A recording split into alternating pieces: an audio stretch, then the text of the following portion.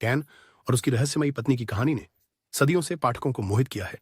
यह एक ऐसा प्रश्न उठाती है जिसने धर्मशास्त्रियों और विद्वानों को भी आकर्षित किया है। कैन को उसकी पत्नी कहाँ मिली? उत्तर उतना सीधा नहीं हो सकता जितना आप सोचते हैं। बाइबल के इस गहन अध्ययन में हम इस प्राचीन रहस्य को सुलझाएंगे, ऐसी संभावनाओं का पता लगाएंगे जो आपको मानवता के शुरुआती दिनों के बारे में आपकी सभी धारणाओं पर सवाल उठाने पर मजबूर कर देंगी। जब कैन ने इतिहास का पहला हत्या करके अपने भाई हाबिल को मारा, उसे भगवान द्वारा निर्वासित कर दिया गया था। बाहर निकाल दिए जाने पर वो एक भटकने वाला बन गया, नोट की भूमि की ओर बढ़ते हुए, जो ईडन के पूर्व में थी। लेकिन यहीं पर चीजें रोचक हो जाती हैं। पाठ हमें बताता है कि कैन ने अपनी पत्नी से प्रेम किया और वह गर्भवती हुई और उसने हनोक को जन्म दिया। रुको, उसकी पत्नी? वह कहां से आई? बाइबल में किसी अन्य महिला का उल्लेख नहीं किया गया है, तो निष्कासित होने के बाद कैन अचानक पत्नी कैसे पा सकता है? इस पहेली का उत्तर पाने के लिए हमें गहराई से पड़ताल करनी होगी। कैन की रहस्यमय पत्नी के बारे में दो मुख्य सिद्धांत हैं। पहला सिद्धांत यह सुझाव देता है कि ईश्वर ने आदम और हव्वा के अलावा अतिरिक्त लोगों को भी बनाया था। क्या ऐसा हो सकता है कि वहां पृथ्वी के कोनों में छिपी अन्य सभ्यताएं मौजूद थीं, जहां से कैन ने अपनी साथी को पाया? इस विचार पर सहमति देने से पहले इसे विचार में लें। उत्पत्ति 3:20 कहता है, आदम ने अपनी पत्नी का नाम हव्वा रखा क्योंकि वह सब जीवितों की माता बनेगी। कैन ने संभवतः अपनी बहन या निकट संबंधी से विवाह किया। चौंकाने वाला? शायद। लेकिन याद रखें, बाइबल अक्सर कई वंशजों के नाम या उनके अस्तित्व का उल्लेख नहीं करती है।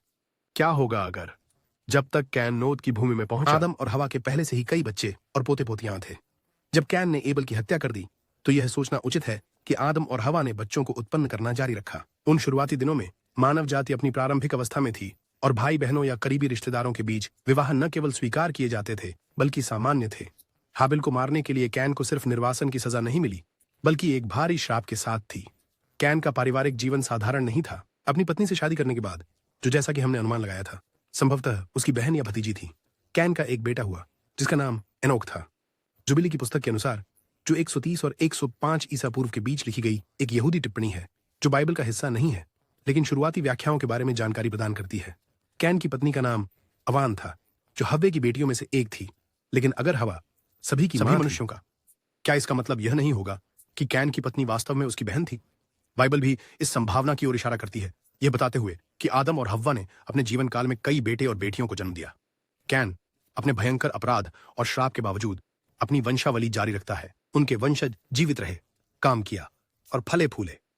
महान जल प्रलय के बाद नूह के पुत्र शेम, हाम और जापेट को भी पृथ्वी पर फिर से बसाना पड़ा। यह बाद में हुआ जब जनसंख्या इतनी बड़ी हो गई, तब परमेश्वर ने भाई बहन के विवाह को रोकने के लिए कानून बनाए, जो हमें लेवीवायन पुस्तक में मिलते हैं। तो अंत में काइन की पत्नी का रहस्य उतना रहस्यमय नहीं है जितना पहली बार लगता है। हमें उम्मीद है कि आपने हमारे साथ इस प्राचीन रहस्य को सुलझाने का आनंद लिया होगा।